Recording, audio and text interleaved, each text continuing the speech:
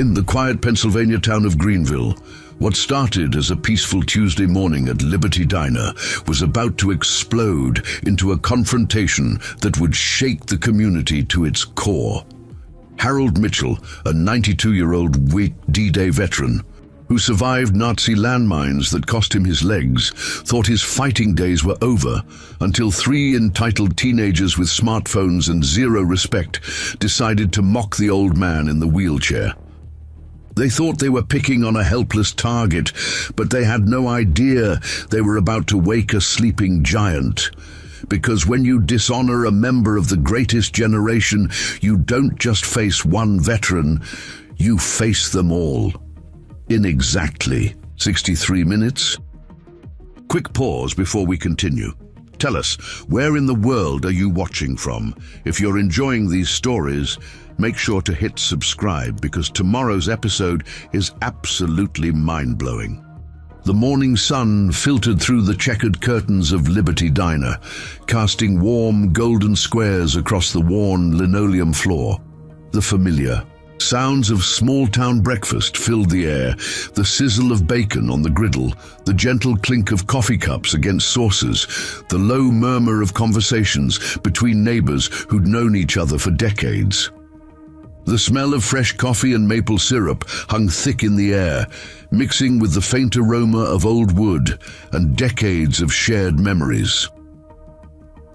Harold Mitchell sat in his usual spot, the corner booth by the large front window, his weathered hands wrapped around a white ceramic mug that had seen better days.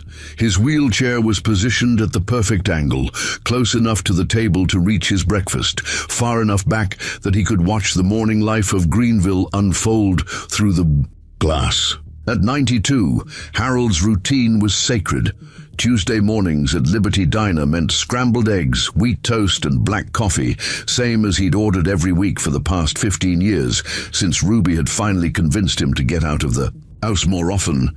His face bore the deep lines of a man who'd seen too much and lived to tell about it, though he rarely did. The tremor in his left hand, a parting gift from that Nazi landmine outside St. Vith in 1944, made holding the coffee cup a delicate operation. But Harold managed with the same quiet dignity he brought to everything else. His steel-grey hair was combed neat, his flannel shirt pressed despite Ruby's arthritis, making ironing difficult. Even at his age, even in his condition, Harold Mitchell carried himself like the soldier he'd always been. "Morning, Mr. Mitchell," Elena Santos called. From behind the counter, her voice warm with genuine affection. At 19, Elena had grown up hearing stories about the town's war heroes, and Harold was a living legend. "The usual? You know it, sweetheart," Harold replied, his voice carrying the slight rasp of age, but still strong. "And tell Vinny I said thanks for keeping this place the way it ought to be." Vincent Castellano emerged from the kitchen, wiping his hands on his apron, his dark eyes crinkling with a smile. "Mr. Mitchell, you keep flattering me like that. I might have to start charging you full price," he said with a laugh. As the son of a Vietnam veteran, Vinny understood the unspoken code of respect that small towns like Greenville lived by. Veterans ate first, paid last, and were never forgotten. The morning routine continued in comfortable rhythm. Betty Lou Harrison shuffled in for her usual decaf and Danish, nodding respectfully to Harold as she passed. Arthur Pemberton claimed his seat at the counter, spreading his newspaper with the practiced efficiency of a man who'd been reading the morning news in the same spot for 23 years. Mabel Schmidt waved from her booth near the back, her Tuesday morning knitting circle starting in an hour. Harold checked his watch, 8:47 a.m. Ruby would be waking up soon, and he liked to be home by 9:30 to help her with her morning medications. The routine mattered. After 67 years of marriage, they'd learned that the small rituals were what held everything together when the big things tried to tear it apart. The bell above the diner door chimed, but this time the sound seemed sharper, more intrusive. 3 teenagers burst in, their voices loud and jarring against the peaceful morning atmosphere. Harold glanced up from his coffee, his trained eye automatically assessing them the way a soldier learns to read potential threats. Tyler Brennan led the pack, his Letterman jacket declaring his status as Greenville High's golden boy quarterback. At 17, he carried himself with the swagger of someone who'd never faced real consequences, his sandy hair perfectly styled, his smile practiced and empty. Behind him came Jake Morrison, his shadow and eager follower, constantly checking his phone for social media notifications. And trailing behind was Madison Cross, Tyler's girlfriend, her phone already out and recording, always hunting for content that might make her the next viral sensation. "God, this place is like a museum," Madison said loudly, her voice cutting through the quiet conversations. "Who even eats at places like this anymore?" Tyler scanned the diner with the entitled gaze of someone who'd been told he was special his entire life. His eyes landed on Harold in the corner booth, and something ugly flickered across his face. "Look at that," he said to Jake, just loud enough for half the diner to hear. "They've got their own antique collection." Jake snickered, following Tyler's gaze to where Harold sat quietly, finishing his breakfast. "Dude, that's messed up," he said, but his tone suggested he found it amusing rather than concerning.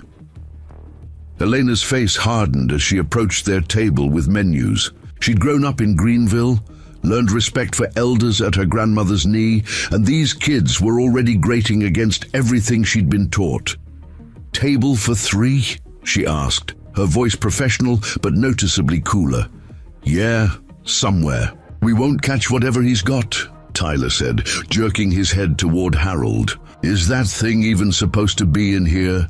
Don't you have health codes or something?" The diner went quiet. Conversations stopped mid-sentence. Coffee cups paused halfway to lips. Even the sizzle from the kitchen seemed to hush, as if the building itself was holding its breath. Harold's hand tightened slightly around his mug, but his expression remained calm, dignified. He'd heard worse from better men than this boy. Vinny emerged from behind the counter, his face dark with anger. "You need to watch your mouth, kid. That man is..." "What? A hero?" Tyler interrupted with a laugh. "Heroes don't end up like that. All broken and pathetic. Heroes win their battles." Madison giggled, her phone capturing every moment. "This is perfect," she whispered to Tyler. "My followers are going to eat this up. Real-life encounters with history." She angled her camera toward Harold, zooming in on his trembling hand, his wheelchair, his quiet dignity in the face of their cruelty. Harold set down his coffee cup with careful precision. The tremor in his hand made the porcelain rattle slightly against the saucer, a sound that seemed unnaturally loud in the silent diner. He'd faced German machine gun nests, survived artillery barrages that shook the earth, watched good men die, in muddy foxholes thousands of miles from home. But sitting there in Liberty Diner, watching a 17-year-old boy mock everything he'd sacrificed for, Harold felt something he hadn't experienced in decades, a cold, burning anger that started in his chest and spread outward like wildfire. "Excuse me," Harold said quietly, his voice carrying despite its softness. Every head in the diner turned toward him. "I'm trying to enjoy my breakfast in peace." Tyler's grin widened, sensing weakness where there was actually iron. "Oh, it talks. Jake, get this. The museum piece has something to say." He sauntered over to Harold's booth, his friends following like hyenas scenting blood. "What's that, Grandpa? Having trouble with your morning juice? Maybe you should be in a nursing home where they can help you hold your cup." The words hit their mark, but Harold's expression never changed. He'd learned long ago that the best response to bullies was often no response at all, but these weren't schoolyard bullies. These were something worse. They were entitled, cruel, and armed with technology that could spread their poison far beyond the walls of this small diner. Madison held her phone higher, making sure she captured every angle. "This is so authentic," she said to her live stream audience. Like we're literally looking at history here, the last of the old guard, right before they all disappear forever. Yeah, Tyler added, playing to the camera. Back when men were men, right, old-timer? Before they had to ride around in little cars because they couldn't handle real war. He gestured mockingly at Harold's wheelchair. I bet this thing goes real fast when you're running away from a fight. The silence in the diner was deafening. Elena had stopped pretending to clean tables and was staring in horror. Vinny's face was red with rage, his hands clenched into fists. Betty Lou had her hand over her mouth, tears starting in her eyes. Arthur had folded his newspaper, his jaw tight with anger. Even Mabel had set down her knitting, her elderly face pale with shock. Harold looked up at Tyler, really looked at him, with eyes that had seen Omaha Beach on D-Day, that had watched the liberation of concentration camps, that had stared down evil in its purest form, and lived to tell about it. When he spoke, his voice was steady, calm, and somehow more terrifying than any shout could have been. Son, he said quietly, you have no idea what you're doing. Tyler laughed, emboldened by what he mistook for helplessness. What I'm doing? I'm talking to a fossil who probably can't even remember what war he thinks he fought in. What are you going to do about it, Wheels? Roll over my foot? That's when Harold reached slowly into the pocket of his flannel shirt and pulled out his phone. It was an old model, simple and sturdy, the kind that made calls and sent texts and nothing else. With deliberate precision, he scrolled through his contacts until he found the number he needed. His finger hovered over the call button for just a moment, and in that pause, the entire future of Greenville shifted on its axis. 63 minutes, Harold said quietly, more to himself than to anyone else. Then he pressed the button and brought the phone to his ear. The call connected on the second ring. Bill, it's Harold Mitchell. I need you to make some calls. Telling and preparing this story took us a lot of time. So if you are enjoying it, subscribe to our channel. It means a lot to us. Now, back to the story. Harold, Bill Rodriguez's voice crackled through the phone, instantly alert despite the early hour. 23 years of running VFW Post 847 had taught him to recognize the tone that meant trouble. What's going on, brother? Harold kept his voice low, steady, his eyes never leaving Tyler's sneering face. 3 kids at Liberty Diner. They're filming me, Bill. Making fun of the chair, calling me pathetic, the whole 9 yards. The phone went silent for a heartbeat. When Bill spoke again, his voice carried the edge of a man who'd seen combat in Korea and hadn't forgotten how to fight. Are you safe right now? For now. But they're escalating, the ringleader's getting bolder by the minute. I'm making calls. How long can you stay put? Harold glanced at his watch. Ruby would worry if he was late, but some battles couldn't be avoided. As long as it takes. Give me an hour, maybe less. The line went dead.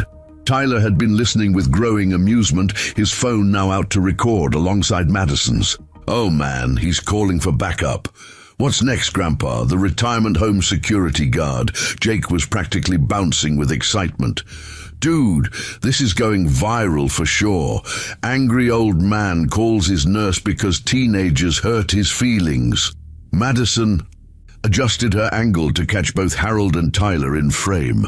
My live stream is blowing up. People are eating this up. The comments are insane.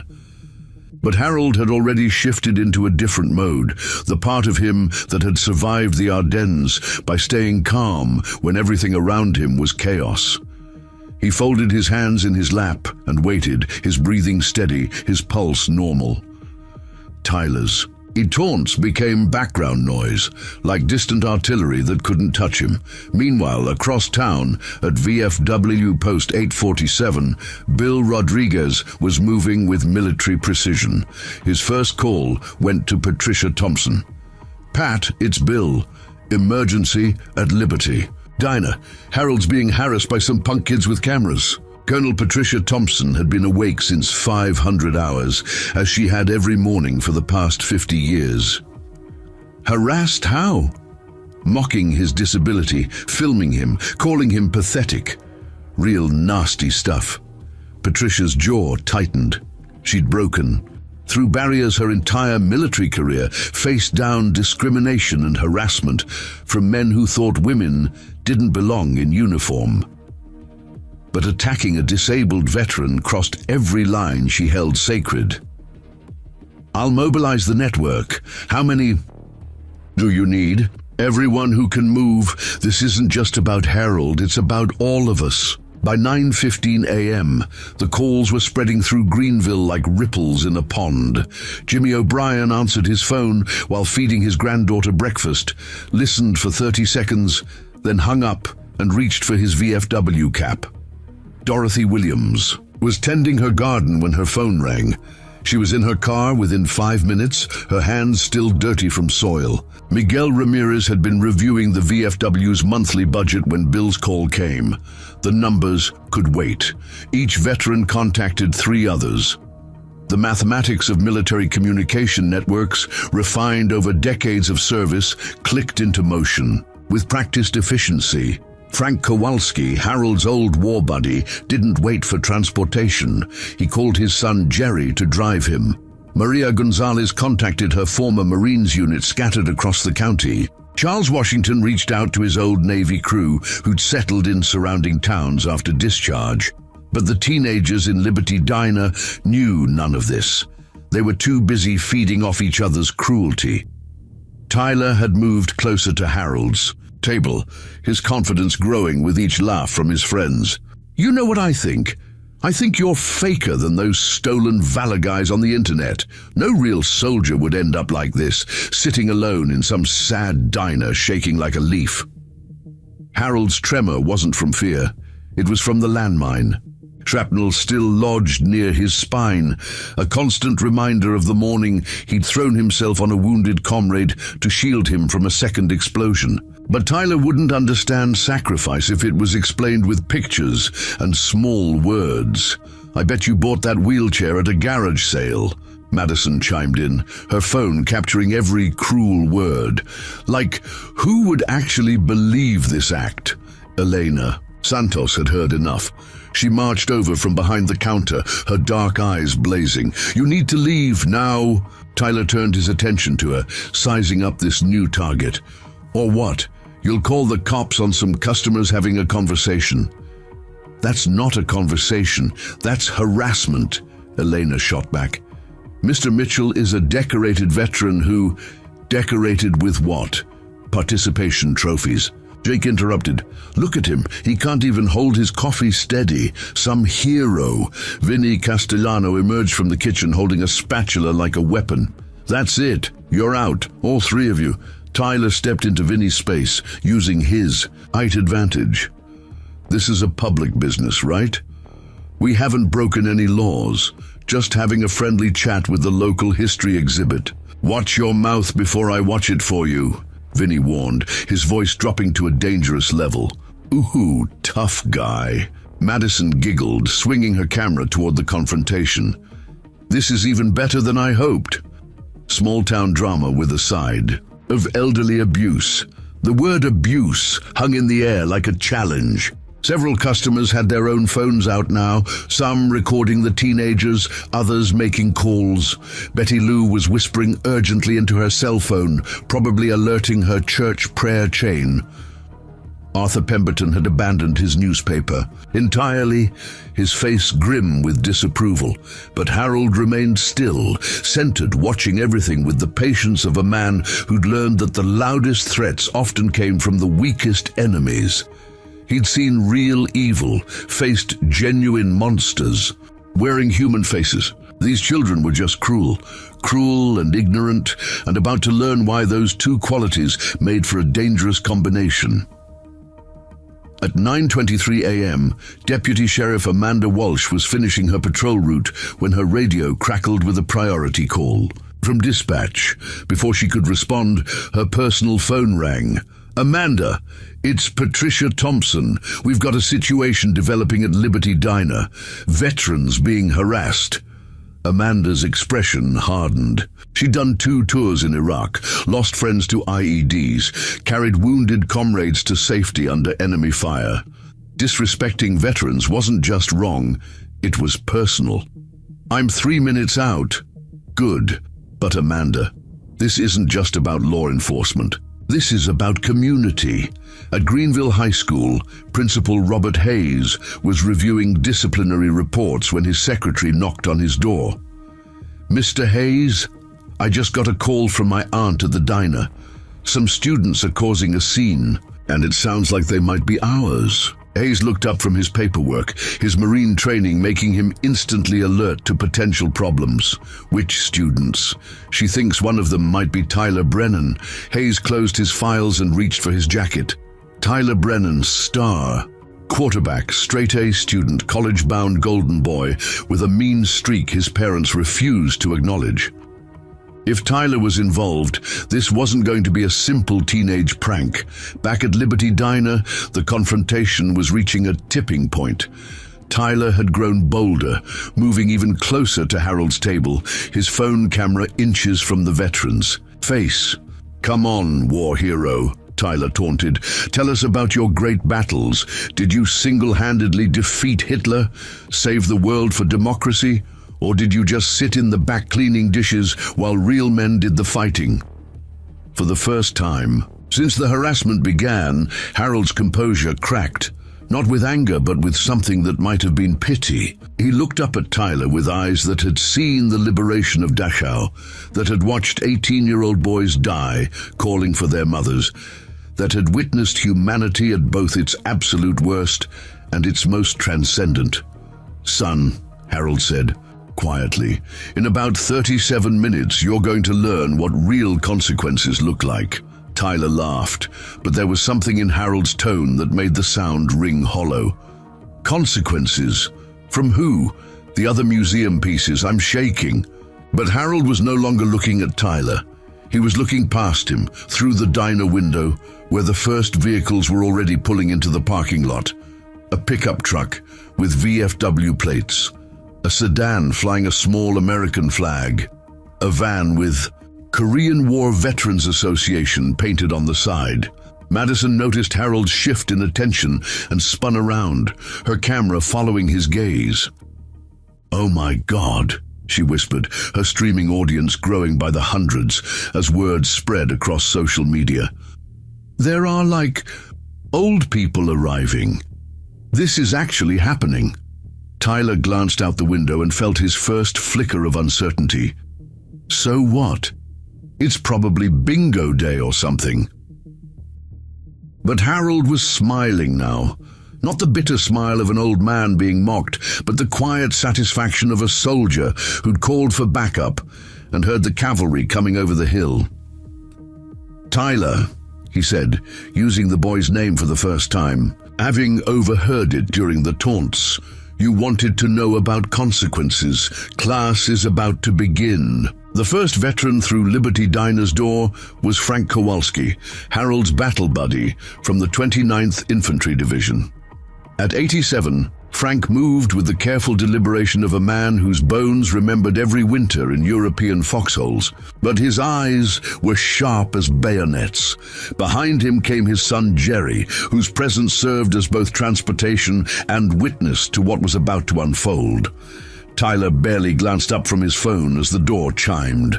"Great, more antiques," he muttered to Madison, who dutifully captured his comment for her growing online audience. Frank surveyed the scene with tactical precision. Harold sitting calmly in his booth, 3 teenagers clustered around him like vultures, other diners watching with obvious distress. His weathered hands clenched into fists that remembered how to fight, but 79 years of living had taught him when to use words instead of violence. "Harold," Frank said simply, his voice carrying across the suddenly quiet diner. "Frank, Harold's response held volumes: relief, gratitude, and something deeper, the unbreakable bond between men who'd shared the worst humanity could offer and somehow survived with their souls intact. Tyler looked between the two old men with growing irritation. "Oh, wonderful, now there's two of them. Is this like a reunion or something?" Frank's eyes settled on Tyler with the kind of attention that made battlefield officers reconsider their orders. "Son, you're making a mistake you'll remember for the rest of your life." "Mistake?" Tyler laughed, but the sound was less confident now. "The only mistake here is thinking anyone cares about your opinion, old man."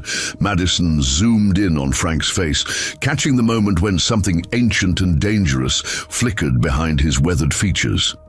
"This is incredible content," she whispered to her live stream, "like watching history come alive." Outside, more vehicles were arriving. Bill Rodriguez pulled up in his truck, the VFW Post 847 sticker clearly visible. Miguel Ramirez parked next to him, followed by a sedan carrying Dorothy Williams and Linda Hayes.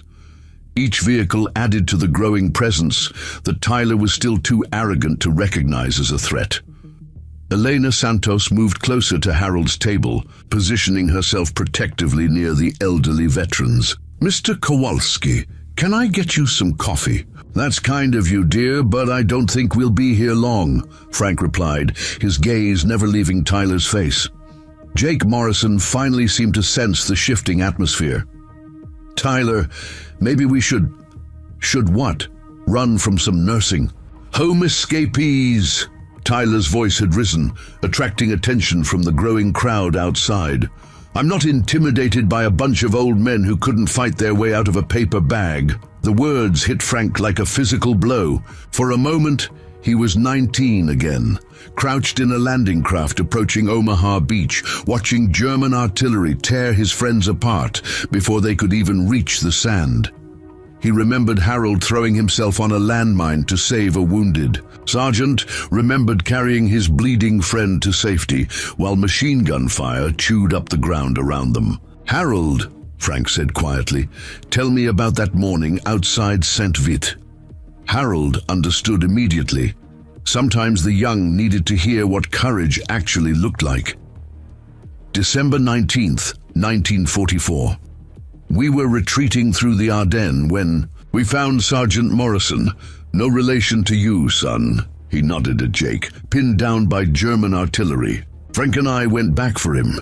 Tyler rolled his eyes dramatically for Madison's camera. "Oh, great! War stories. Next you'll be telling us about walking uphill both ways to school."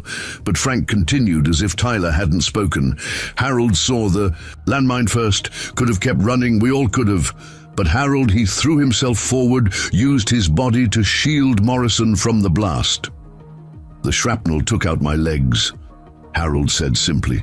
"But Morrison made it home to his wife and 3 children, lived another 47 years." For the first time, Tyler's smirk faltered slightly. These weren't the rambling stories of confused old men. These were precise accounts delivered with military clarity. Madison sensed the shift and pivoted her angle to catch Tyler's reaction. "Wait, so you're saying you actually..." "He's saying he saved a man's life and lost the use of his legs doing it," Frank interrupted, his voice carrying the weight of absolute truth. "While you 3 mock him for sitting in a wheelchair." The door chimed again, and Bill Rodriguez entered with the bearing of a command sergeant major. At 68, he still stood ramrod straight, his VFW cap perfectly positioned, his eyes scanning the room with professional assessment. Behind him came Patricia Thompson, her silver hair styled with military precision, her colonel's bearing unmistakable despite her civilian clothes. Tyler's bravado was beginning to crack as the small diner filled with an energy he didn't understand. "What is this, some kind of convention?" "Something like that," Bill replied, positioning himself where he could see both the teenagers and the front door. More veterans were visible through the windows. Miguel Ramirez helping Dorothy Williams from her car, Maria Gonzalez arriving in her pickup truck, a steady stream of vehicles bearing license plates with military insignia. Patricia Thompson approached. Harold's table with the grace of someone accustomed to command. "Harold, good to see you, though I wish it were under better circumstances." "Pat," Harold nodded. "Thanks for coming." Tyler's phone was still recording, but his comments had dried up. Madison continued her live stream, but uncertainty had crept into her voice. "Okay, so there are a lot more people here now, and they all seem to know each other." Jake tugged at Tyler's sleeve. "Dude, maybe we should go. This is getting weird." But Tyler's pride wouldn't let him back down, especially not on camera. "Weird? It's just a bunch of old people having a coffee clatch. What are they going to do? Bore us to death with stories about the good old days?" Bill Rodriguez stepped forward, his command presence filling the space between them. "Son, those stories you're mocking, they're the reason you have the freedom to be this disrespectful in the first place." "Oh, here we go," Tyler scoffed. "The whole 'we fought for your freedom' speech. Newsflash, Grandpa. Your wars were like 50 years ago. Ancient history. Nobody cares anymore." The silence that followed was profound. Every veteran in the diner, and there were now 7 of them, went completely still. It was the kind of silence that preceded artillery barrages, the moment when even the birds stopped singing. Frank Kowalski was the first to speak, his voice barely above a whisper. "Ancient history." Patricia Thompson's hand moved unconsciously to her jacket pocket, where she always carried the folded flag from her father's funeral, a pilot shot down over France in 1943. 2 years before she was born, Bill Rodriguez thought of his older brother Carlos, whose name was etched on the Vietnam Memorial Wall, panel 15W, line 47. Harold looked at Tyler with something approaching pity. "Son, you just crossed a line you didn't even know existed." Outside, Deputy Sheriff Amanda Walsh was pulling into the parking lot, her patrol car joining what was now clearly a significant gathering. Through the diner windows, she could see the confrontation taking shape inside. Her radio crackled with updates from dispatch. Apparently someone had called in reports of a disturbance at Liberty Diner. But as Amanda looked through the windows at the collection of elderly veterans standing with quiet dignity around Harold Mitchell, she realized this wasn't a disturbance that needed law enforcement intervention. This was something else entirely, a reckoning that had been building for decades in small towns across America, where respect for service and sacrifice was being eroded by a generation that had never known real hardship. Inside the diner, Tyler was finally beginning to sense that he'd stumbled into something beyond his understanding. The room was full now, every booth occupied by veterans, their families, and long-time Greenville residents who'd heard about the situation and come to show support. Mabel Schmidt sat with her knitting needles forgotten in her lap, tears streaming down her face. Betty Lou Harrison clutched her coffee cup with shaking hands, remembering her own husband's stories of Iwo Jima. Madison's live stream audience had grown to over 2,000 viewers, the comments section exploding with reactions ranging from outrage at the teenagers' behavior to demands for their identities to be revealed. "Tyler," Jake whispered urgently, "look around. Really look. These people aren't just mad, they're like unified mad. This is bad." But Tyler's pride had backed him into a corner from which his 17-year-old ego couldn't retreat. So what if they're unified? They're still just a bunch of old people. What's the worst they can do? Write strongly worded letters. That's when Principal Robert Hayes walked through the door, his Marine bearing evident in every step. His eyes found Tyler immediately, and the disappointment on his face was more devastating than any anger could have been. "Mr. Brennan," Hayes said quietly, "I think it's time you came with me." Tyler's face went pale. Principal Hayes at the diner meant this had gone far beyond a simple confrontation. It meant consequences were about to become very real. "I haven't done anything wrong," Tyler protested, but his voice lacked conviction. "Harold, Mitchell adjusted his position in his wheelchair, the movement drawing every eye in the room. When he spoke, his voice carried the authority of a man who'd faced down genuine evil and lived to tell about it. "Son," he said to Tyler, "in about 15 minutes, you're going to understand exactly what you've done wrong, and more importantly, you're going to learn why it matters." Through the windows, even more vehicles were arriving. A veritable convoy of American flags, VFW stickers and license plates bearing the insignia of conflicts spanning 7 decades. The teenage prank had awakened something that Tyler Brennan was completely unprepared to face: the collective memory and moral authority of America's greatest generation. The reckoning was about to begin. The atmosphere in Liberty Diner had transformed from a casual breakfast spot into something resembling a military tribunal. Not because anyone had planned it that way, but because decades of shared service and sacrifice had created an invisible chain of command that activated whenever one of their own was threatened. Colonel Patricia Thompson moved with the measured steps of someone accustomed to making decisions that affected lives. She positioned herself directly in Tyler's line of sight, her bearing so unmistakably military that even he couldn't mistake her for just another elderly diner patron. "Young man," she said, her voice carrying the authority of someone who'd commanded. "Troops in combat zones, do you know what we call people who attack those who can't defend themselves?" Tyler's jaw tightened. He was trapped now, surrounded by what felt like an army of senior citizens, his every move being recorded by Madison's phone and broadcast to thousands of strangers.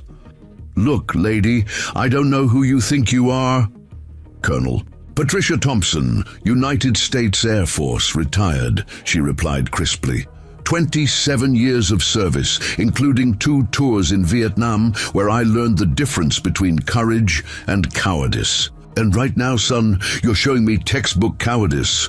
Jake Morrison had gone completely silent, his eyes darting between the exits like a trapped animal. Madison's live stream comments were exploding with viewers demanding the teenagers' names, their school information, their parents' contact details. The internet had caught the scent of injustice, and the mob was forming.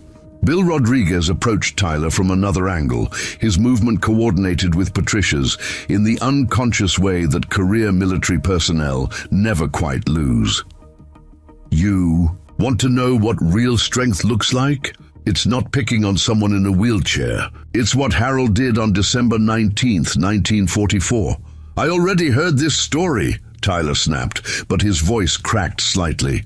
"No, you heard the sanitized version," Bill replied. "You want the truth?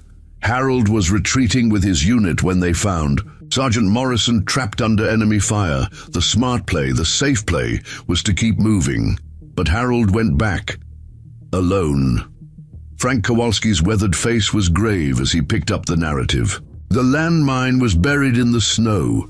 Harold saw it half a second before he stepped on it, could have jumped back, saved himself. Instead, he threw himself forward, used his body to absorb the blast that would have killed Morrison. The explosion took out both his legs and left shrapnel in his spine. That's still there today," Patricia added. "That tremor you've been mocking? That's not weakness. That's the physical reminder of the moment he chose someone else's life over his own body." Tyler's face had gone pale, but his pride kept him fighting. That was his choice. Nobody asked him to be a hero. The words fell into silence so complete that the only sound was the distant hum of the diner's refrigerator. Every veteran in this room stared at Tyler with expressions ranging from disbelief to profound sadness. Harold Mitchell cleared his throat, the sound drawing everyone's attention. When he spoke, his voice was steady despite the tremor in his hands. "You're right, son. Nobody asked me to be a hero, but somebody raised me to understand that when you see injustice, you act. When you see cruelty, you stand up. When someone needs help, you help them." His gray eyes fixed on Tyler with laser intensity. "Your generation seems to have missed those lessons." "My generation?" Tyler's voice rose defensively. We're not the ones who started wars and messed up the world. We're just dealing with the problems you left us." Master Sergeant Jimmy O'Brien had been silent until now, but those words brought him to his feet. At 75, he still moved with the precision of a drill instructor, and his voice carried the same authority that had shaped young Marines for 3 decades. "Problems we left you?" Jimmy's voice was dangerously quiet. "Son, we left you a world where you can stand in a public place and mock a war hero without being arrested. We left you technology that lets you broadcast your ignorance to thousands of people instantly. We left you freedoms that men died to protect." He paused, letting the weight of his words settle. "And this is how you use those gifts." Madison's phone was shaking in her hands as she tried to process what was happening. Her live stream had become something she never intended, a real-time documentation of a generational reckoning. The comments were brutal now, viewers identifying her school, demanding her suspension, calling for consequences. "Tyler," she whispered urgently, "we need to go. Now. This is getting out of control." But Tyler was locked in a battle of wills with men and women who'd faced actual battles, and his teenage pride wouldn't let him surrender. "Control. You people are the ones who are out of control. All of this drama over some random conversation." Random conversation? Dorothy Williams spoke for the first time, her voice trembling with emotion. At 81, she'd been the only woman in her Army medical unit, had treated wounded soldiers in field hospitals under enemy fire. You called a decorated veteran pathetic. You mocked his injuries. You filmed him without permission and broadcast his humiliation for entertainment. Elena Santos had been moving quietly between tables, refilling coffee cups and providing silent support to the growing gathering. Now she approached Tyler directly, her young voice cutting through the tension. "Mr. Mitchell comes here every Tuesday morning. Same table, same order, same quiet dignity. He tips 20% even though he lives on a fixed income. He asks about my classes, remembers my test schedules, encourages me to pursue my dreams." Her dark eyes flashed with anger. "He's the kindest, most respectful person I know, and you treated him like garbage for your stupid video." Principal Hayes had been observing from near the door, his trained eye cataloging every detail for the disciplinary proceedings that would inevitably follow. Now he stepped forward, his voice carrying the disappointed authority of an educator who'd seen too many promising students make catastrophic choices. "Mr. Brennan, in 10 years of teaching, I've never been more ashamed of a student's behavior. You've brought disgrace not just on yourself, but on your family, your school, and your community." Tyler's last defenses were crumbling, but cornered. Animals often fight hardest when escape seems impossible. Disgrace? For what? Having a conversation? Exercising free speech? Since when is talking illegal? "Since you crossed the line from conversation to harassment," a new voice said from the doorway. Deputy Sheriff Amanda Walsh had finally entered the diner, her uniform and bearing immediately shifting the dynamic. Behind her came 2 more figures that made Tyler's stomach drop. His parents, Richard and Susan Brennan, their faces pale with shock and dawning horror. "Tyler James Brennan," his mother said, her voice barely above a whisper. "What have you done?" Richard Brennan looked around the packed diner, taking in the collection of veterans, the obvious distress of other patrons, his son standing defiantly in the center of it all, while his girlfriend broadcast the whole thing to the internet. His face went from pale to gray. "Deputy Walsh called us," Susan explained, her eyes filling with tears. "She said there was an incident involving our son and a veteran, but this..." She gestured helplessly at the scene. Tyler's father approached, Harold's table with the careful steps of a man walking toward his own execution. "Sir, I'm Richard Brennan. I'm Tyler's father, and I want to apologize." "Don't apologize for me," Tyler interrupted. "I don't need..." "Yes, you do." Richard snapped, his voice carrying authority Tyler had rarely heard. "You absolutely do. Need someone to apologize for you, because you've clearly forgotten how." Amanda Walsh positioned herself where she could address the entire room. "I've been monitoring the situation from outside, and I want everyone to understand. While what happened here is morally reprehensible, no laws have been technically broken. This is a public establishment, and unfortunately, being cruel and disrespectful isn't a crime."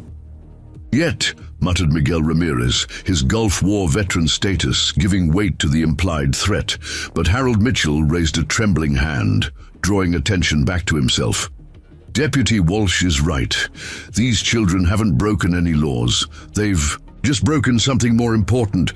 They've broken faith with the values this country was built on." The room fell silent as Harold maneuvered his wheelchair to face Tyler directly. Despite his age, despite his disability, despite the tremor in his hands, his presence filled the space with an authority that no teenager could match. "Son," Harold said quietly, "you wanted to know what real consequences look like. They're not about punishment. They're about understanding. Understanding what you've done, what it means, and how you're going to make it right." Tyler stared at the old man who'd absorbed his cruelty with such dignity, and for the first time since the confrontation began, doubt crept into his eyes. Outside Liberty Diner, more vehicles continued to arrive.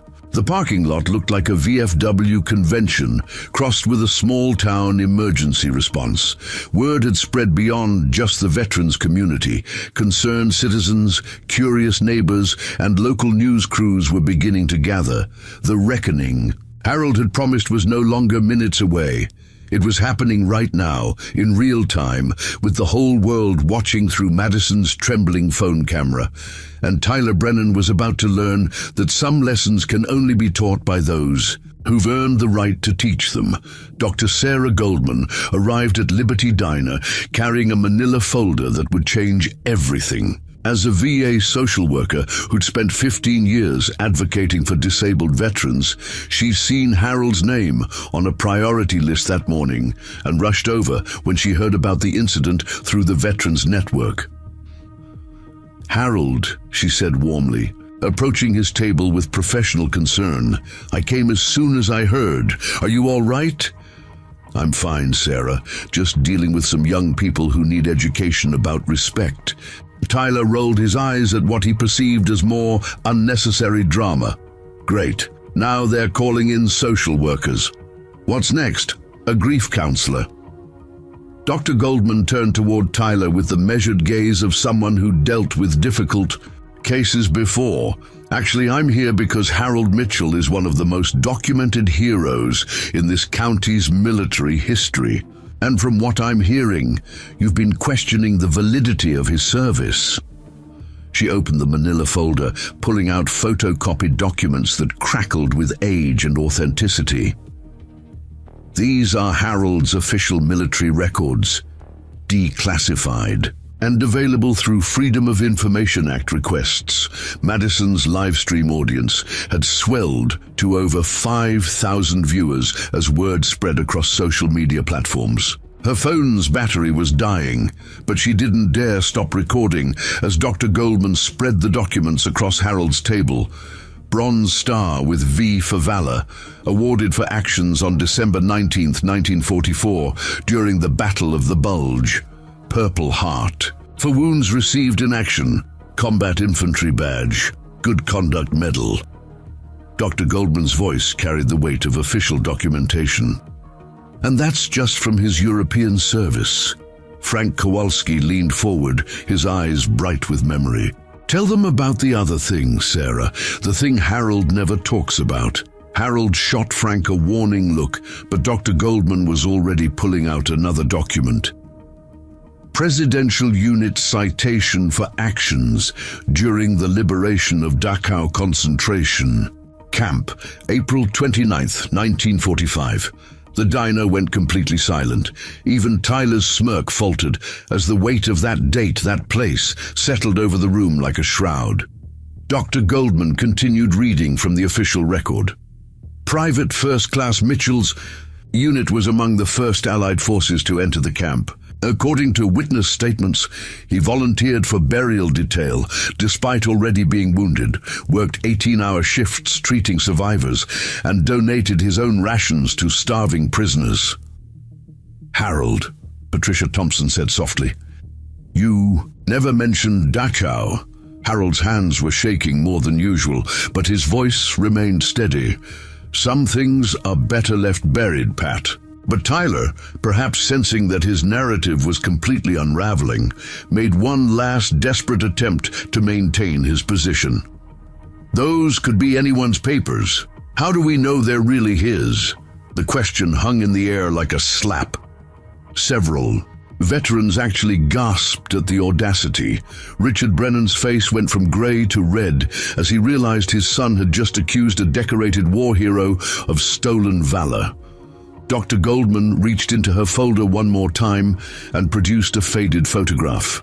This was taken at Dachau by a military photographer on May 2nd, 1945. She held up the black and white image, and everyone in the diner could see a young soldier, barely 19, helping an emaciated prisoner walk toward a medical tent. The soldier's face was clearly recognizable as a young Harold Mitchell, despite the 77 years that had passed. "The man Harold is helping was named Isaac Rosenbaum," Dr. Goldman continued. "He survived the war and immigrated to the United States. Before he died in 1993, he told the Shoah Foundation that an American soldier named Harold Mitchell saved his life by sharing his food and water during those first days of liberation." Madison's phone slipped in her sweating hands. Her live stream chat was exploding with comments, but now they were turning against her and Tyler with vicious intensity. Veteran abuse was trending on Twitter. Someone had already identified Greenville High School and was demanding Tyler's expulsion. Tyler stood frozen as the full magnitude of his mistake crashed over him. He hadn't just mocked any old man. He'd attacked someone who'd literally witnessed the Holocaust, who'd helped liberate concentration camps, who'd sacrificed his own body to save lives. Jake Morrison had backed away from Tyler until he was pressed against the wall, his face pale with horror. "Dude," he whispered, "we need to go right now." But escape was no longer possible. The diner was surrounded by vehicles and news crews were setting up outside. Through the windows, they could see reporters adjusting their cameras, preparing for live broadcasts that would carry this story far beyond Greenville. Reverend Thomas Jackson chose that moment to enter the diner, his Navy chaplain training evident in how he immediately assessed the spiritual and emotional needs of everyone present. At 61, he'd counseled veterans through PTSD, survivors' guilt, and the complex trauma that came with military service. "Harold," he said gently, "I heard there was trouble. How can I help?"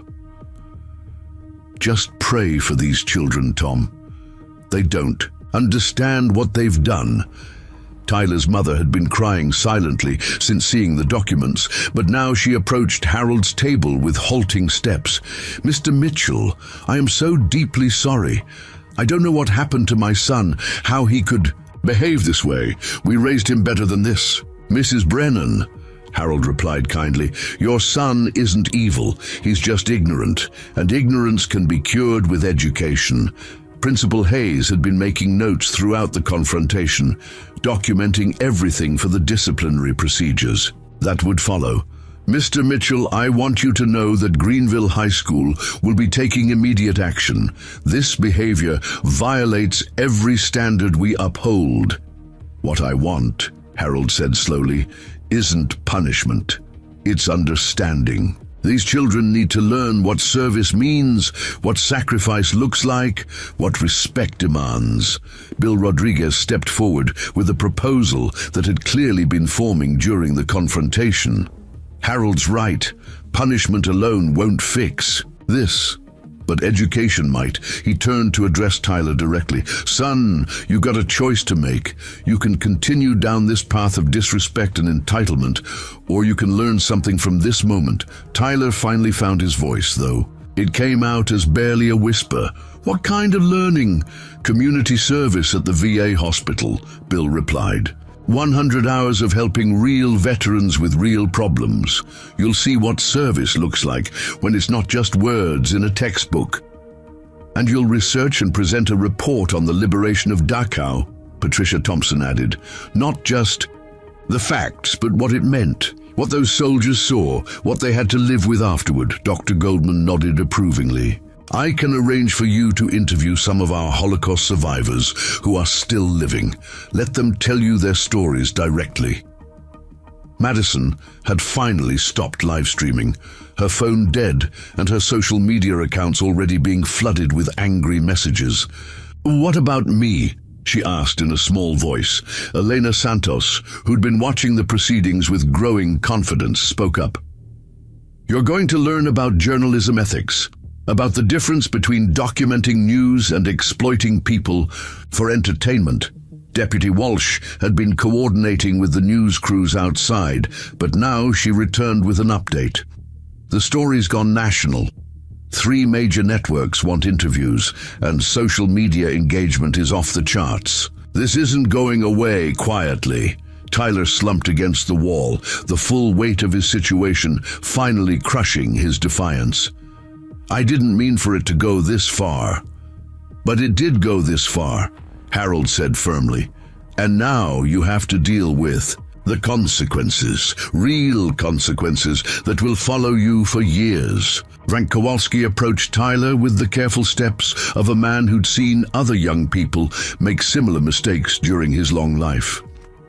Son, I've watched a lot of boys grow into men. Some of them learned from their mistakes and became better people. Others spent their whole lives making the same errors over and over. He paused, letting the weight of experience fill his words. Which kind of person do you want to be? Tyler looked around the diner at the faces surrounding him.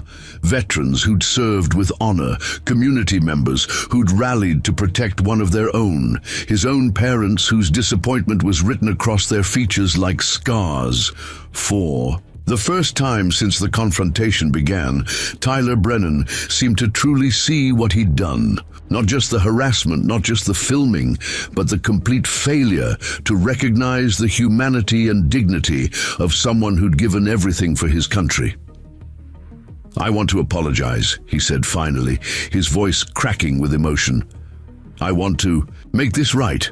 Harold studied Tyler's face for a long moment, searching for sincerity behind the teenage bravado that was finally crumbling. Apologies are a start, son, but they're just words. What matters is what you do next.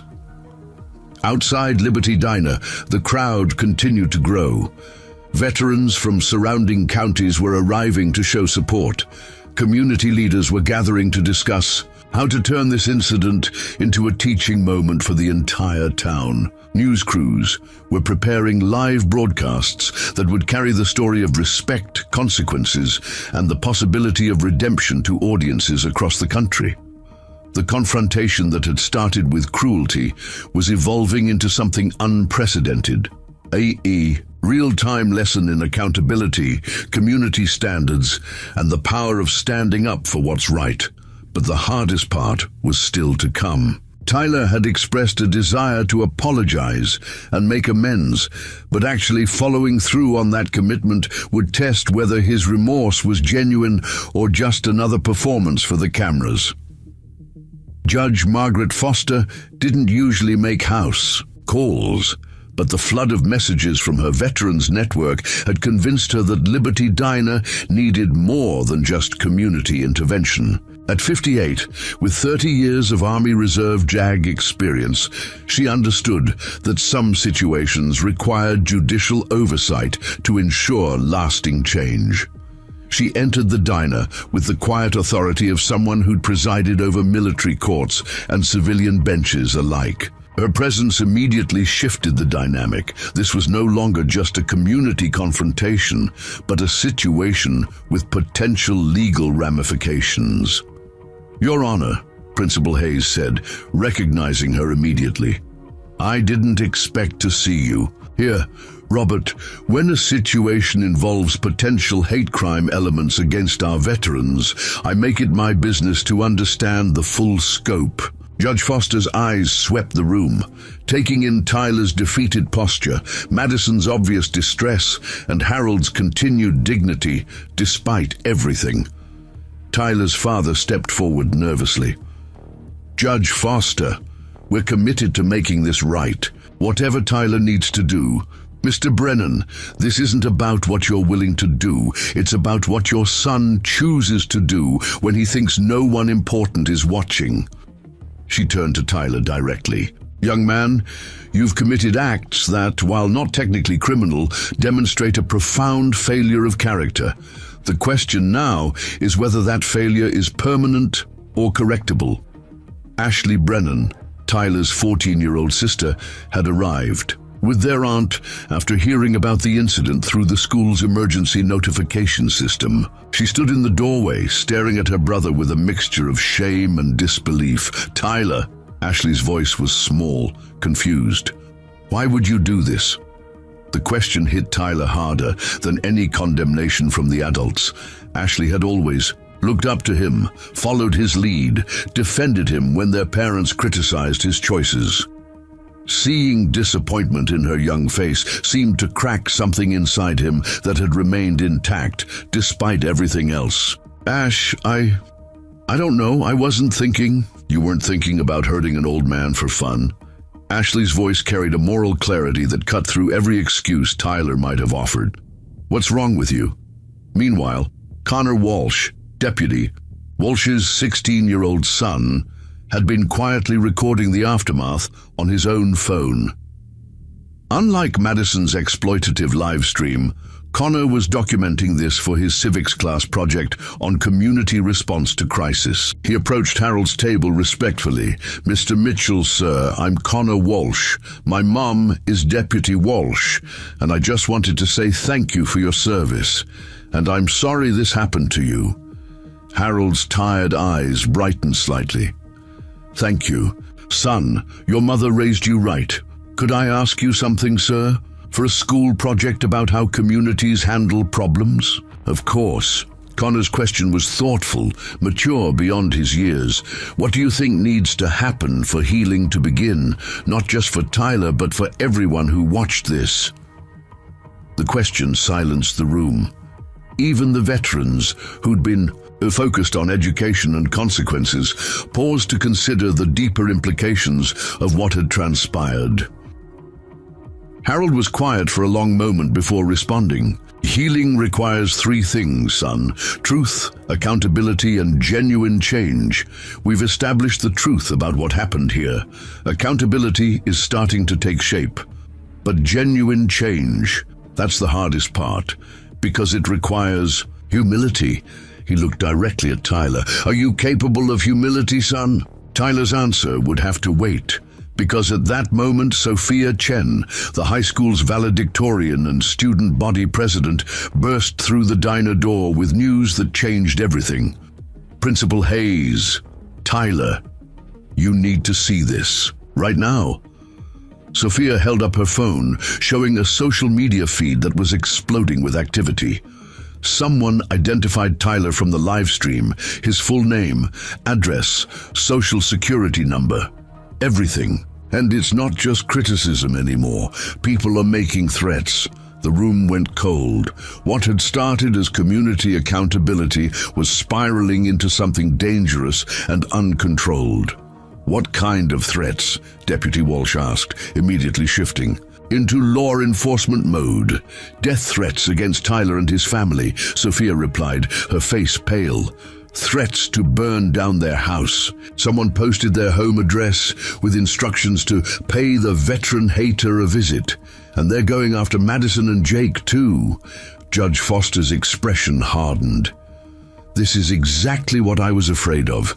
Internet vigilantism that goes far. Beyond appropriate consequences. Richard Brennan's face went white. Our home address? Susan, we need to call the girls' school. Make sure Ashley's protected. But Tyler was staring at Sophia's phone in horror. The comments weren't just angry. They were vicious, violent, promising retribution that went far beyond anything his behavior had warranted. The internet mob had turned him from perpetrator to victim in the space of a few hours. "This is insane," Madison whispered, checking her own phone. "They're threatening to get me expelled, to ruin my college applications. Someone found my mum's work number and is calling in complaints about me." Harold raised his trembling hand, calling for attention. When the room quieted, his voice carried a moral authority that cut through the chaos. "This stops now." Every eye turned to him. What these young people did was wrong, deeply wrong, but threatening violence against children is worse. If we allow this to escalate, we become no better than the bullies we're trying to stop. Dr. Sarah Goldman nodded emphatically. Harold's right. This situation needs structured intervention, not mob justice. Bill Rodriguez was already on his phone, calling other veterans leaders. "We need to put out a statement condemning the threats while maintaining our position on accountability." But the damage was accelerating faster than they could control it. Elena Santos rushed in from the kitchen, where she'd been monitoring news coverage on her tablet. "The story's gone completely viral. Like veteran abuse is trending worldwide. CNN wants a live interview. The Pentagon issued a statement supporting Harold. The president's press secretary mentioned it in today's briefing." Tyler slumped into an empty chair, overwhelmed by the magnitude of what his moment of cruelty had unleashed. "I just wanted to show off for Madison's followers. I never meant for any of this." "But you did mean to hurt Harold," Ashley said quietly from across the room. "You meant to make fun of him and film it and laugh about it. Just because it got bigger doesn't change what you intended." Her words were devastating because they were true. Tyler had meant to be cruel. The only thing he hadn't anticipated was facing consequences for that cruelty. Judge Foster pulled out her own phone and began typing. "I'm issuing an emergency judicial statement calling for calm and proposing a structured resolution process. The last thing we need is vigilante justice undermining legitimate accountability." Principal Hayes was coordinating with school district officials on his phone, trying to manage the crisis while maintaining educational standards. "Tyler, regardless of what happens with the threats, you're suspended pending a full disciplinary hearing. Madison and Jake will face similar proceedings." But Harold was looking past the immediate crisis towards something deeper. "Judge Foster, I want to propose something that might help everyone involved. I'm listening. A restorative justice process. Not just community service and research projects, but actual dialogue between these young people and veterans who've experienced discrimination and harassment. Let them hear what their actions really mean to people who've given everything for this country." Frank Kowalski nodded slowly. "Harold's right. Punishment alone won't fix this. They need to understand the weight of what they've done." Patricia Thompson was already thinking tactically. "We could set up a mentorship program, pair each of them with a veteran who can guide them through the process of making genuine amends. And therapy," Dr. Goldman added. "All three of them need professional help understanding why they thought this behavior was acceptable." Tyler looked up from his chair, his face showing the first signs of genuine understanding rather than just fear of consequences. "You do? Oh, that? After what I did, you'd still try to help me?" Harold's answer came without hesitation. "Son, that's what soldiers do. We don't abandon people just because they've made mistakes. We help them become better." The words hung in the air like a challenge. Tyler had spent the morning demonstrating the worst of his generation, entitled cruel, thoughtless. But now he was being offered something unprecedented, the chance to learn from people who embodied the best of theirs. Outside Liberty Diner, The media circus was growing larger by the hour. Inside, a different kind of transformation was beginning to take shape. Not the quick fixes that social media demanded, but the slow, difficult work of actually changing hearts and minds. The question was whether Tyler Brennan had the character to do that work, or whether his apologies were just another performance for an audience that now included the entire world. 3 weeks after the Liberty Diner incident, Tyler Brennan stood in the Pine Valley Medical Center's Veteran Rehabilitation wing, wearing scrubs and carrying a mop bucket that felt heavier than anything he'd ever lifted. The fluorescent lights hummed overhead, casting harsh shadows on linoleum floors that had seen decades of struggle, recovery, and small victories. His supervisor, Maria Gonzalez, the same gunnery sergeant who'd stood in Harold's defense that morning, watched him with the critical eye of someone who'd trained Marines to clean equipment that could mean the difference between life and death. "Brennan, you missed a spot by the wheelchair station," she said without looking up from her clipboard. "Do it again." Tyler's jaw tightened, but he swallowed his pride and returned to the area. This was his 15th day of community service, and every single shift had been a masterclass in humility. The veterans here didn't coddle him, didn't accept half-hearted efforts, and absolutely didn't care about his social status back at Greenville High. "Yes, Sergeant Gonzalez," he replied, using the title she'd insisted upon from day one. Room 347 housed Walter Kowalski, Frank's nephew, who'd lost both legs to an IED in Afghanistan. At 28, Walter was only 11 years older than Tyler, but his eyes held experiences that made the teenager feel like a child playing dress-up in the adult world. "Morning, college boy," Walter called out as Tyler entered to empty the wastebasket. The nickname wasn't affectionate. It was Walter's way of reminding Tyler that while he worried about SAT scores and prom dates, other young men were sacrificing limbs for their country. "Morning, Walter," Tyler replied, keeping his voice respectful. 3 weeks of working here had taught him that every veteran had earned the right to whatever attitude they wanted to display toward him. Walter was reading a letter, his prosthetic legs visible where the sheets had pulled back. "Got a note from your buddy Jake. Kid says he's working at the VFW Hall, helping with their fundraiser dinner." Tyler nodded. Jake's community service assignment had been different but equally humbling, working directly with veterans who needed assistance with daily activities. From what Tyler had heard, Jake spent most of his shifts helping elderly veterans with basic tasks while listening to stories that put his own problems in perspective. "What about the girl, Madison?" "She's working with Mrs. Goldman at the counseling center," Tyler answered, continuing his cleaning routine. "Helping veterans fill out disability paperwork, learning about the bureaucracy they have to navigate." Walter grunted. "Good. Maybe she'll learn that real life isn't a social media performance." The mention of social media made Tyler's stomach turn. His accounts remained deactivated, though the screenshots and videos from that morning continued, circulating online. College recruiters had stopped calling. Scholarship opportunities had evaporated. The consequences were extending far beyond community service hours. Dr. Rebecca Stone, the Army Reserves major who'd stood with Harold that morning, appeared in the doorway with Tyler's next assignment.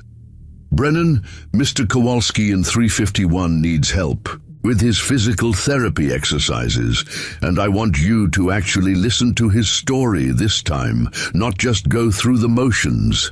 "Yes, ma'am." Room 351 housed Samuel Martinez, a Korean War veteran who'd been fighting bureaucratic battles for medical recognition of his service-related injuries for over 60 years. At 89, he still performed daily exercises to maintain what mobility remained in his arthritis-ravaged joints. "You're the kid from the diner," Samuel said matter-of-factly as Tyler helped position his exercise equipment, "the one who learned the hard way that respect isn't optional." "Yes, sir." Samuel studied Tyler's face while performing his prescribed movements. "You know what the worst part of what you did was?" Tyler had heard many opinions on this topic over the past 3 weeks, but he sensed Samuel had something different to say. "What's that, sir?" "You robbed Harold of his dignity in public, made a spectacle of a man who deserved privacy for his struggles." Samuel's movements were slow but determined. "Warriors like Harold, we've seen things that would break most people. We carry that weight every day. The last thing we need is some punk making entertainment out of our pain." The words hit Tyler like a physical blow. In all his mandated therapy sessions, all his community service hours, all his research into Holocaust liberation, no one had framed it quite like that before. "Mr. Martinez, I didn't think about it that way." "Course you didn't. You thought about getting likes and shares and whatever stupid currency your generation uses to measure worth." Samuel paused his exercises to look directly at Tyler. "But let me ask you something. Have you actually apologized to Harold yet?" Tyler's face flushed. "I tried to, that day at the diner. But with all the chaos and the media—" "Chaos you caused," Samuel interrupted. "And I didn't ask if you tried. I asked if you did." The honest answer was no. Tyler had expressed regret, had committed to community service, had started therapy and research projects, but he'd never sat down with Harold Mitchell and delivered a genuine face-to-face apology without cameras or audiences or community pressure. "No, sir, not really." Samuel nodded, as if this confirmed something he'd suspected. "Then everything else you're doing is just performance. You can't make amends to someone you've wronged without actually facing them directly." That afternoon, Tyler found himself standing outside Harold and Ruby Mitchell's modest home on Maple Street, holding a handwritten letter and trying to find courage he wasn't sure he possessed. The house was small but immaculate, with a wheelchair, ramp leading to the front porch, and carefully tended flower gardens that spoke of decades of careful attention. Ruby Mitchell answered the door, her 89-year-old frame still carrying the bearing of the army nurse she'd been during World War II. Her eyes were sharp, assessing, and completely unimpressed by Tyler's nervous fidgeting. "Mrs. Mitchell, I'm Tyler Brennan. I was wondering if I could speak with your husband." Ruby's expression didn't change. "I know who you are, young man. The question is what you want from Harold now." "I want to apologize. Really apologize, without cameras or crowds or anyone else. Just apologize." Ruby studied his face for a long moment, looking for sincerity behind his nervousness. Finally, she stepped aside. "He's in the living room. But understand this. If you hurt him again, in any way, you'll answer to me." The threat from an 89-year-old woman shouldn't have been intimidating, but something in Ruby's voice suggested she'd faced down bigger challenges than one disrespectful teenager. Harold sat in his wheelchair by the living room window, reading a book about the reconstruction of Europe after World War II. When he looked up and saw Tyler, his expression was neutral, neither welcoming nor hostile, just alert. "Tyler," he said simply, "I wondered when you'd come." "Mr. Mitchell, Tyler's prepared speech evaporated under Harold's steady gaze. "I wrote you a letter, but now it seems stupid. Everything I practice saying seems inadequate. Sit down, son. Let's just talk." Tyler perched on the edge of the sofa, still clutching his letter. "Mr. Mitchell, what I did to you was unforgivable. I mocked your service, your sacrifice, your dignity. I turned your pain into entertainment for strangers on the internet. I don't know how to make that right." Harold was quiet for a moment, his trembling hands folded in his lap. "Tyler, do you know what I thought about while you were taunting me that morning?" "No, sir." "I thought about my grandson, Mike. He's about your age, serving on a destroyer in the Pacific. And I wondered what would happen if someday, when he's old and broken like me, some young person treated him the way you were treating me." The words were devastating because they were personal, connecting Tyler's actions to real people with real feelings rather than abstract concepts of respect and honor. "I thought about that too," Tyler said quietly. "During my research project on Dachau, reading about what you saw there, what you had to live with afterward, and I realized that when I mocked your tremor, I was mocking the physical evidence of your courage." Harold's eyes softened slightly. "What else did you learn? That my generation has lived our entire lives, protected by sacrifices we never understood. That freedom isn't free. It's paid for by people like you. And that when we disrespect veterans, we're spitting on the graves of everyone who died to give us the right to be disrespectful." Ruby appeared in the doorway with 3 cups of coffee, her presence a reminder that this conversation was being witnessed by someone who'd served alongside Harold in their youth. "Tyler," Harold said, accepting his coffee with hands that still trembled, "an apology means nothing if it's not followed by change. What are you going to do differently?" Tyler pulled out his handwritten letter, not the apology he'd planned to read, but something else entirely. "Mr. Mitchell, I want to ask for your help, not your forgiveness. I know I don't deserve that yet, but your help in becoming the kind of person who would never do what I did." Harold looked at the letter, then back at Tyler's face. "What kind of help?" "I want to learn about service.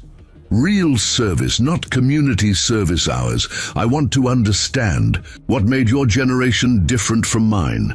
And I want to spend whatever time you're willing to give me learning how to be better." The request hung in the air between them, heavier than any punishment a court could have imposed. Tyler wasn't asking for absolution.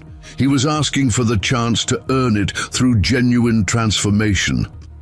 Harold exchanged a glance with Ruby, who nodded almost imperceptibly. Then he looked back at Tyler with eyes that had seen the worst and best of humanity. "Son," Harold said slowly, "that's the first thing you've said that sounds like the beginning of a real apology." 6 months after the incident at Liberty Diner, Tyler Brennan sat in the passenger seat of Harold Mitchell's specially modified van, watching Pennsylvania farmland roll past the windows as they drove toward the Veterans Administration Hospital. In Pittsburgh, what had started as court-mandated community service had evolved into something neither of them had expected, a genuine mentorship that was changing both their lives. "Tell me about the first time you were really scared," Harold said, his voice carrying the comfortable authority of someone who'd earned the right to ask difficult questions. Tyler considered the question while Harold navigated the highway with hand controls that compensated for his paralyzed legs. 6 months ago, Tyler would have lied, would have made up some story about being brave or tough. Now he understood that Harold was teaching him the difference between honesty and performance. 2 weeks ago, at the VA hospital, Tyler answered, when Mr. Rodriguez introduced me to James Patterson, the Marine who lost his arm in Iraq. I was supposed to help him with his prosthetic exercises, but when I saw the scars, the missing limb, I froze up. I was terrified I'd say something wrong, do something that would hurt him worse. Harold nodded approvingly. Fear of causing harm? That's a good fear to have. What did you do with it? I told him I was scared, asked him to teach me how to help without making things worse. Tyler glanced at Harold. He laughed and said it was the first honest thing any volunteer had ever said to him. James is a good teacher. He's been helping other wounded veterans adjust to their injuries for 3 years now. Harold merged into the hospital exit lane. What did he teach you? That courage isn't the absence of fear, it's acting in spite of fear, and that disabled doesn't mean helpless. Tyler paused. He also taught me that asking questions is better than making assumptions. Harold smiled, the first genuinely warm expression Tyler had earned from him. Good lessons. You'll need them today. They were heading to the VA hospital's traumatic a brain injury ward, where Harold volunteered twice a month, reading to veterans who struggled with cognitive processing due to combat-related injuries. It would be Tyler's first exposure to wounds that weren't visible, damage that couldn't be fixed with prosthetics or physical therapy.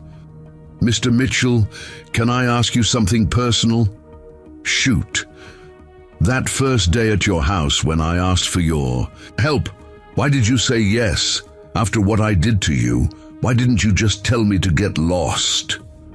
Harold was quiet for several miles, his expression thoughtful. "Because 30 years ago, my grandson Mike was arrested for vandalism. Spray-painted, racist graffiti on a synagogue wall." Tyler turned in his seat, surprised. Harold had never mentioned this before. Mike was 17, angry about something I never really understood. Good kid who made a terrible choice that could have defined the rest of his life. Harold's hands tightened on the steering wheel. The rabbi at that synagogue was a Holocaust survivor named David Rosen. Instead of pressing charges, he offered Mike a choice: jail time or 3 months of education about what that graffiti really meant. What happened? Mike spent his senior year learning about Jewish history, the Holocaust, the meaning of tolerance and respect. David became his mentor, helped him understand the weight of symbols and words. Harold glanced at Tyler. Mike graduated, valedictorian, got a full scholarship to the Naval Academy, and now commands a destroyer. He still writes to David's widow every year on the anniversary of his father's death. Tyler absorbed this information, understanding the parallel Harold was drawing. "So when I asked for your help, I remembered what David Rosen taught me about the difference between punishment and education, between writing someone off and believing they can change." The VA hospital parking lot was filled with vehicles displaying license plates from multiple states, veterans and their families traveling hundreds of miles for specialized care, unavailable in smaller communities. Harold parked in a designated handicapped space and began the process of transferring from driver's seat to wheelchair, a routine he'd performed thousands of times, but which still required careful coordination. Tyler had learned not to offer help unless asked, understanding that preserving Harold's independence was more important than saving time. Instead, he gathered their reading materials and waited patiently. "Ready?" Harold asked, adjusting his position in the wheelchair. "Yes, sir." The traumatic brain injury ward was quieter than other parts of the hospital, designed to minimize stimulation. For patients dealing with cognitive processing challenges, Harold moved through the corridors with the familiarity of someone who'd been visiting for years, stopping to greet nurses and other volunteers by name. "Tyler, I want you to meet Janet Morrison," Harold said, introducing Tyler to a woman in her 50s wearing a volunteer badge. Janet's husband Paul was injured by an IED in Afghanistan 5 years ago. She helps coordinate our reading program. Janet's handshake was firm, her eyes assessing Tyler with the practiced evaluation of someone who'd dealt with many well-meaning volunteers who couldn't handle the reality of severe injuries. "Tyler's been working with me for 6 months, Harold explained. "Today's his introduction to TBI patients. First rule," Janet said to Tyler, "don't expect them to be the same from day to day. Brain injuries affect memory, mood, speech, everything. Some days Paul recognizes me immediately. Other days he thinks I'm a nurse he's never met." She led them to the common room where several veterans sat in comfortable chairs, some staring at television screens, others working with occupational therapists on basic cognitive exercises. The injuries weren't immediately visible like amputations, but Tyler could see the effects in vacant stares, trembling hands, and the struggle to form coherent sentences. "This is Marcus Washington," Janet said, introducing Tyler to a veteran who appeared to be in his 30s, but whose eyes held the confusion of someone much older. Marcus served 3 tours in Iraq before his injury. He loves hearing stories about baseball. Tyler sat beside Marcus's chair, uncertain how to begin. A conversation with someone whose awareness seemed to drift in and out of focus. "Hi, Marcus, I'm Tyler. Janet said you like baseball?" Marcus's eyes sharpened slightly, focusing on Tyler's face. "Baseball? Yes. Cardinals. My dad took me to games." The words came slowly, each one requiring effort.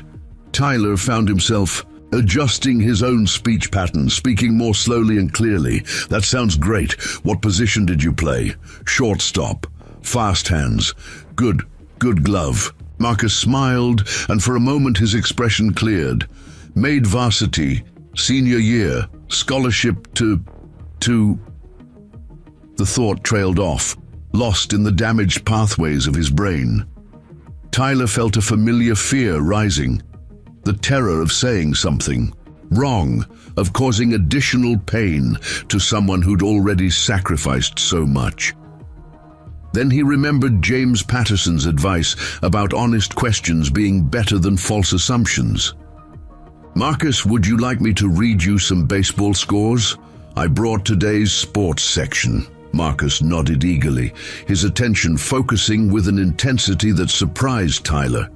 For the next 30 minutes, Tyler read through box scores, statistics, and game summaries, while Marcus listened with the rapt attention of someone starved for connection to the world he'd lost. Across the room, Harold was reading a mystery novel to 3 other veterans, his voice steady and patient as he repeated passages when Patience lost track of the plot. Janet moved between groups, providing support and guidance, her own sacrifice, as a caregiver evident in every interaction. "Tyler," Marcus said during a pause in the reading, his words coming more easily now that he was engaged with familiar subject matter. "Thank you for talking normal, not like you're broken," Tyler supplied gently. Marcus nodded. "Not broken, just different now." The distinction hit Tyler with unexpected force. These veterans weren't broken.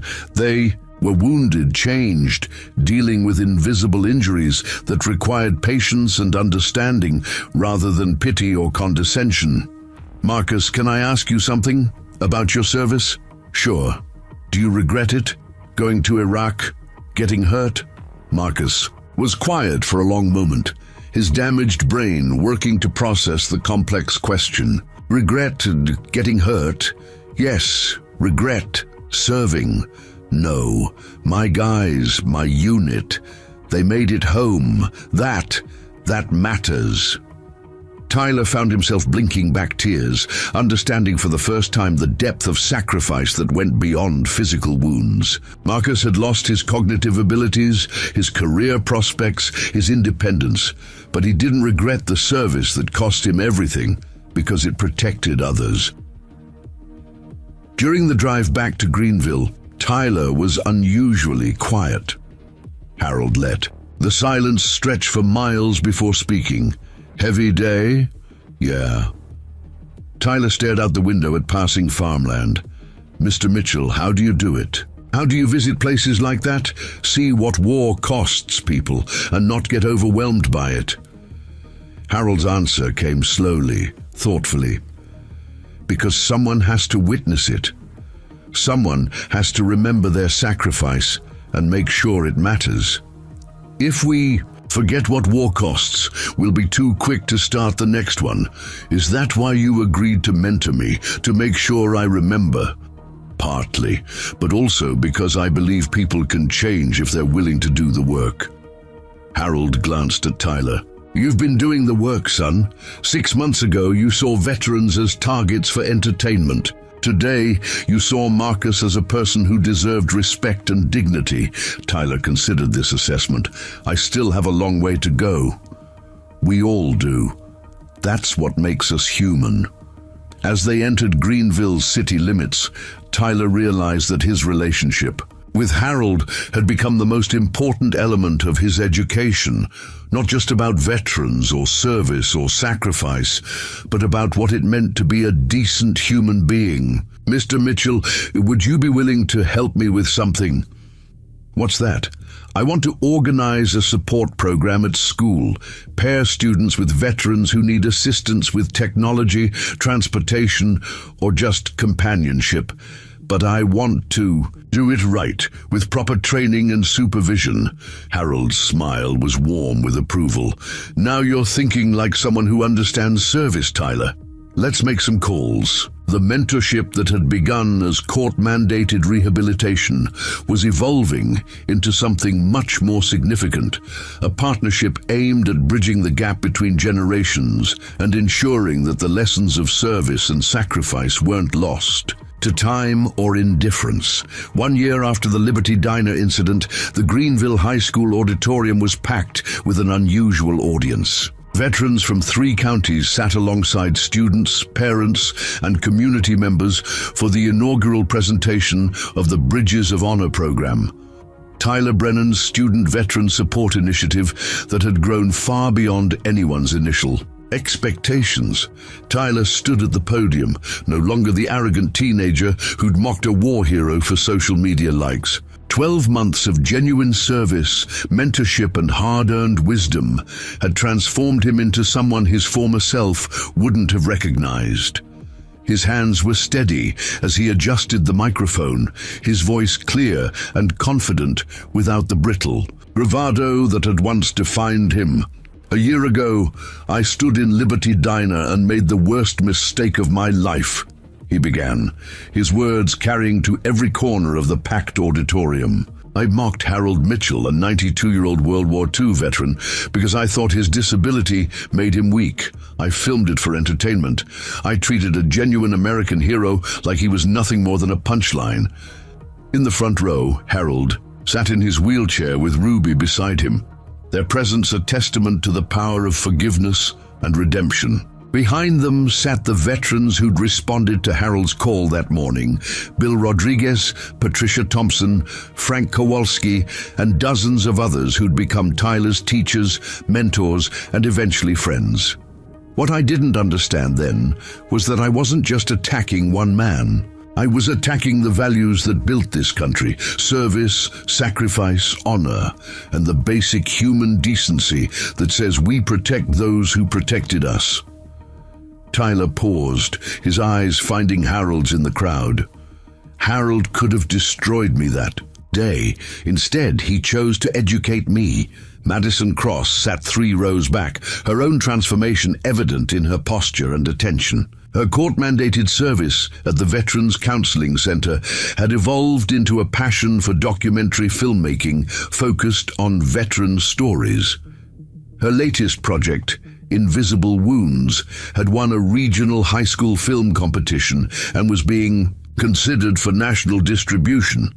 Jake Morrison wasn't in the auditorium. He was at the VFW Hall, helping prepare for the evening's fundraiser dinner, part of his ongoing volunteer work that had continued long after his community service hours were completed. What had started as punishment had become a calling, and Jake was now planning to study social work in college with a focus on veteran services. Tonight, we're launching something that I hope will prevent other young people from making my mistake, Tyler continued. Bridges of Honor pairs Greenville High students with local veterans who need assistance with technology, transportation, household tasks, or simply companionship. But this isn't charity, it's education. Every student who participates will learn directly from veterans about service, sacrifice, and what it means to put others before yourself. Principal Hayes watched from the wings with quiet pride. Tyler's disciplinary case had become the catalyst for the most meaningful community engagement program in the school's history. College recruiters who'd initially blacklisted Tyler were now reaching out, impressed by his demonstrated leadership and genuine character transformation. Dr. Sarah Goldman approached the microphone as Tyler concluded his opening remarks. The Bridges of Honor program represents something unique in veteran support. It recognizes that both participants benefit from the relationship. Veterans receive practical assistance and meaningful social connection, while students gain wisdom that can't be taught in any classroom. The evening's featured speaker was Colonel Patricia Thompson, whose presence added military gravitas to the proceedings. She took the podium with the bearing of someone accustomed to addressing troops before difficult missions. Ladies and gentlemen, what you're witnessing tonight is the difference between punishment and redemption. Tyler Brennan could have remained bitter, defensive, unchanged by his experience. Instead, he chose the harder path, genuine self-examination and the commitment to become better. Patricia's eyes swept the auditorium, taking in the mix of young faces and weathered veterans. But transformation isn't a destination, it's a daily choice. Every morning, Tyler and students like him will have to choose between serving others and serving themselves. Tonight we're giving them the tools and examples they need to make the right choice. The program's first success story took the stage. Next, Emma Rodriguez, Bill Rodriguez's granddaughter, who'd been paired with Frank Kowalski for technology assistance, but had ended up helping him digitize and preserve his entire collection of World War II photographs and documents for the local historical society.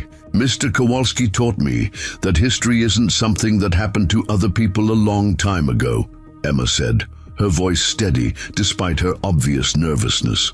It's the accumulated experiences of real people who faced impossible choices and somehow found the courage to do the right thing. Now those photographs and stories will be preserved for future generations. The audience applauded as Frank waved from his seat, his weathered face bright with pride at Emma's accomplishment and growth. Judge Margaret Foster provided the legal perspective that grounded the evening's idealism in practical reality. Restorative justice works when both parties commit to genuine change. Tyler Brennan didn't just serve his community service hours and move on. He fundamentally altered his understanding of citizenship, service, and responsibility. She gestured toward Harold. And Harold Mitchell didn't just accept an apology and forget about it. He invested time, energy, and patience in ensuring that Tyler's transformation was genuine and lasting. As the formal presentations concluded, the evening shifted to a reception where veterans and students could meet potential partners for the Bridges of Honor program. Tyler moved through the crowd, no longer the center of attention, but serving as a facilitator, introducing people and helping identify good matches between veteran needs and student capabilities. He found Harold near the refreshment table, surrounded by other veterans sharing stories and catching up on family news. The easy camaraderie reminded Tyler of something he'd learned during his months of service. Veterans weren't defined by their injuries or their wars, but by their continued commitment to each other and their communities. Mr. Mitchell, do you have a minute? Harold excused himself from his conversation and followed Tyler to a quieter corner of the reception hall. I wanted to thank you again, Tyler said, not just for forgiving me, but for believing I could be better than I was. Harold's expression was warm but serious. Tyler, you've done something remarkable this year, but don't let success make you forget how easy it is to slip back into old patterns. Character isn't built once, it's maintained daily. I understand. That's actually what I wanted to talk to you about. Tyler pulled out a college acceptance letter. Penn State offered me a scholarship for their ROTC program. If I accept, I'll be commissioned as an officer after graduation. Harold's eyebrows rose in surprise. Military service, that's a significant commitment. It feels right. After everything I've learned from you and the other veterans, I want to serve. I want to earn the right to call myself a soldier. Tyler paused. But I wanted your opinion before I made the decision. Harold was quiet for a long moment, studying Tyler's face for any sign that this was another performance, another attempt to impress an audience. What he saw was genuine conviction, the same quality he'd recognized in young recruits who'd gone on to become excellent soldiers. Tyler, the military will test everything you think you've learned about yourself. It will push you beyond your limits and demand more than you think you can give. Harold's voice carried the weight of experience. But if you're serious about service, real service, not the Hollywood version, then I think you'd make a good officer. The endorsement meant more to Tyler than any college scholarship or community award could have. Harold Mitchell's approval represented validation from someone who'd earned the right to judge character under fire. There's one condition, Harold continued, anything. You stay connected to this community. Military service will take you all over the world, but Greenville is where you learned who you really are. Don't forget that. Tyler nodded solemnly. Yes, sir, I'll never forget. As the reception wound down and people began making their way to the parking lot, Tyler found himself standing with Harold, Ruby, and the core group of veterans who'd responded to that phone call 12 months earlier. They formed an unlikely circle. The teenager who'd nearly destroyed his life with one moment of cruelty, surrounded by the people who'd chosen education over revenge. You know, Bill Rodriguez said, his voice carrying the satisfaction of a job. Well done. When Harold called me that morning, I thought we were just going to teach some punk kid a lesson about respect. Instead, Patricia Thompson added, we ended up creating something that's going to help veterans and students for years to come. Frank Kowalski chuckled, his eyes bright despite his age. Funny how the worst moments sometimes lead to the best outcomes, if you're willing to do the work. Tyler looked around the circle at faces that had become as familiar as family, people who'd seen him at his absolute worst and still believed he could become something better. The shame of that morning at Liberty Diner would always be part of his story, but it was no longer the end of his story. 1 year ago, I thought strength meant tearing other people down, Tyler said quietly. You taught me that real strength means building them up. That's a lesson I'll carry for the rest of my life. Harold reached out and shook Tyler's hand. Not the formal handshake of strangers, but the firm grip of respect between people who understood each other.